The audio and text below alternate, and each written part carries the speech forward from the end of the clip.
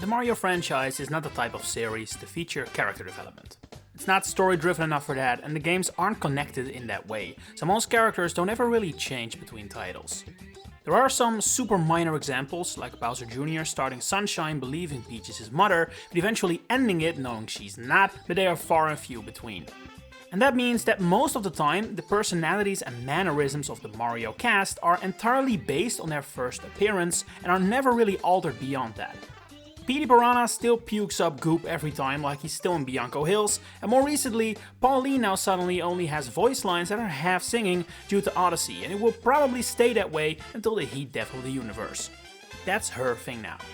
But of course, the Mario series has been around for so long that not every character hails from a game that was capable of giving its characters so much personality. And as such, those characters have had to grow in their role, and their mannerisms actually hail from much later titles. So I figured it'd be fun to see what games Mario characters actually get their personality from, especially those that develop character traits later down the line. And while it would make perfect sense to start with Mario, I'm actually not gonna do that, because Mario's already fairly limited personality, let's be honest, has pretty much always been there. The core traits that define him are being heroic, upbeat, but most of all, intentionally simple, so as to make him incredibly versatile. And he has really always been that. Even the first game, Super Mario Bros. On NES, showed Mario as heroic, obviously, as well as upbeat in all kinds of official artwork. So Mario is the one core cast member that isn't really interesting to talk about in this context. But his brother though, that's a perfect example of what I mean. Luigi started as Mario's identical copy, but by the time the GameCube was up and going, he was a completely separate character with a completely different personality, one that he has more or less kept to this very day. Because like I said, Mario characters don't really develop, they just sometimes need time to find their personality. And in Luigi's case, he had his coming of age moment around the turn of this century. In fact, if you look at US release dates, both of Luigi's main character traits were introduced in the same year, 2001. The first I'm talking about is the idea that Luigi is constantly in Mario's shadow. Whether this is something he dislikes differs per game, but the idea that Luigi is overlooked and an underdog is a pretty consistent part of his character. And the first game to play into that was Paper Mario for N64. Here, Luigi is basically sidelined for the entire game, and he expresses in his diary that he greatly dislikes that, which has become a recurring opinion of his in especially the RPG games. Now, it should be pointed out that you could make the argument that Paper Mario didn't introduce this, it more so recognized this was the position Luigi had naturally found himself in, if you get what I mean. But regardless, it became the first time an actual game acknowledged it, and that has since become prevalent. Not as prevalent as probably Luigi's biggest character trait of them all though. Being a coward, getting spooked easily, being clumsy and wimpy. If you have to summarize Luigi's personality in one word, wimpy definitely sums it up, I'd say. And I can imagine that many people who joined the Mario fanbase later down the line have never really realized that Luigi didn't start out this way. This portrayal of his was created based out of thin air for Luigi's Mansion. Prior to that, he had never behaved like this whatsoever, not in any game, side material, you name it. And suddenly, Luigi's Mansion starts and you have Luigi clearly fearful of the ghosts haunting the place. It does appear as if initially the idea was for Luigi to be specifically scared of ghosts, but ever since this has kind of been expanded upon and he has become just generally a more fearful, clumsy and easily startled figure compared to Mario. Some may say that actually makes him more brave, but that's actually an angle Nintendo themselves has never used. Just like Luigi basically started without any personality whatsoever, the same applies to the other two absolute main characters I want to say, Princess Peach and Bowser. Peach's personality is one of the few that actually has changed over the years, with her growing a bit more of a heroic side in recent years. Her original sweet and generous personality, befitting of a traditional princess, originates from Super Mario 64, where Peach may only have a few lines, but those lines are basically the blueprint to how she would behave and how she would treat and talk to Mario for literal decades on end, and it is still present in at least her game depiction to this day.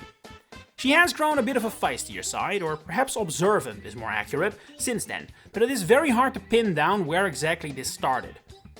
If you take it more as Peach is not afraid to speak out, and is more than competent of her own, then I would consider the start of it Mario Sunshine, where she is really the only one at the beginning of the game to realize something is wrong. If you're looking for true feistiness, the first game to show that was Mario Strikers, but it was honestly more out of character than anything else. So I would then probably point to Mario Odyssey as the first game where Peach truly breaks free from the rather anonymous damsel in distress she used to be in the past. She has definitely had moments of fighting back before. I mean, her first playable appearance was all the way back in Mario Bros. 2 after all, and we literally play as her while kidnapped in multiple Paper Mario games. But her portrayal there lacks the will to fight that Odyssey does have, I would argue. It's small differences though, and this is probably a bit too recent right now to perfectly pin down. So let's instead continue with the big bad Bowser. Just like Peach, Bowser's personality barely shines through in the main games. I mean, it took a long while for him to even speak dialogue whatsoever. Instead, his role as a minor comic relief character, or at least adding some humor and goofiness to his typical arrogance and intimidation, hails from the RPG games, with the game that started it all being Super Mario RPG Legend of the Seven Stars. While this side of his personality has never really properly found its way into the core Super Mario games, I think it's fair to say everyone considers this a part of Bowser's portrayal nowadays, especially due to movie Bowser making it all the more prevalent. Had Bowser still been only the character the mainline games portray him as, I don't think he would be remotely as popular as he is today. His portrayal in every single Mario RPG does a lot of hefty lifting for him. So in that light, it's kinda crazy that the very first Mario RPG already nailed it to such an extent, especially when you consider Nintendo wasn't even that involved with it, to the point they don't even own the original characters from this game. Now, the other two characters that can really be considered absolute mainstays of the core cast, which I would say are Toad and Yoshi, are kinda difficult to talk about for this video.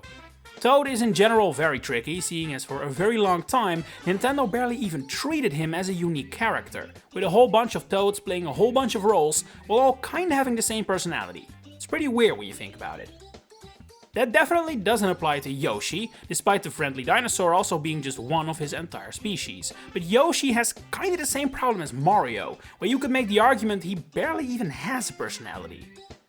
I will say though, most of Yoshi's mannerisms do not hail from Super Mario World at all, and mostly come from either Yoshi's Island or Yoshi's Story, which was for example the first game where he uses the kinds of voice clips he still uses today. So while that was the absolute core cast, let's have a bit of a quickfire round to go past a bunch of other characters whose personalities do not hail from the game they debuted in. Daisy might just be the Mario character with the most clearly defined personality, maybe after Luigi, because her portrayal as a tomboy, or at least more rowdy, active and sporty, is really distinct, hard to miss, and it has garnered her a whole bunch of attention. But it was definitely not the original vision.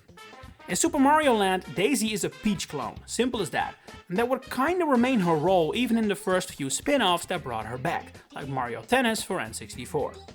It wouldn't be until the GameCube that Daisy really took off as a more extroverted and tough foil to Peach. But you know what's very interesting? The first moment Daisy is called tomboyish is in her trophy for Smash Melee, but that was a launch game for the GameCube. Daisy hadn't really been a tomboy up to that point. It had been mentioned in a few profiles here and there, but it hadn't really been shown much. The first title to really have Daisy go off was Mario Golf Toadstool Tour, after which Double Dash and especially Mario Strikers took the idea and ran with it. That other princess, Rosalina, is a bit of a weird case. Her original appearance in the Mario Galaxy games is very muted, very mysterious and extremely introverted. I mean, I don't know if she even smiles in those games. That doesn't really mesh well with the role she has been asked to play since then, which is either as a playable character in spin-off titles or as an extra bonus character in the mainline games. As such, you could make the argument that Rosalina's portrayal since then is actually more derived from Mario Kart Wii than anything, as that is the first game that tones down her mutedness to a level that suits the happy and chipper Mario cast a bit more. It's a small difference, but it's a difference nonetheless. For the rest of the characters, I gotta say we're mostly looking at technicalities. Donkey Kong, as he has been portrayed in the Mario series ever since his rare reintroduction, has been based on his appearances in the Donkey Kong Country series, which aren't technically his first appearances, although they also kinda are. While Luigi has been mischievous, a troublemaker and comic relief ever since Mario Tennis, but simply due to the nature of that game, it didn't show as much as it would later do in Mario Party 3 and especially the GameCube sports games. The same thing applies to Toadette. Mario Kart Double Dash is not the type of game that can really show a personality much, so the 1000 Year Door is really the first time we see Toadette being her helpful, happy and upbeat self. And Wario... well, I recently made an entire video talking about how Wario is basically multiple characters in one, but even then, none of his varying portrayals really hail from his debut game. At the earliest, I'd pinpoint the first Wario Land as the game that really settles on who Wario is as a character. And that's about all the names worth talking about, I'd say. Did you realize these games are where these portrayals hail from? And what are some portrayals you wished had a bigger bearing on a character's personality? Share it in the comments below. If you enjoyed this video, please consider giving it a like and subscribing. And if you really want to support me, you can now become a channel member to get all kinds of fun perks and help me keep bringing these videos to your doorstep every week. For now, thanks for watching and enjoy the rest of your day.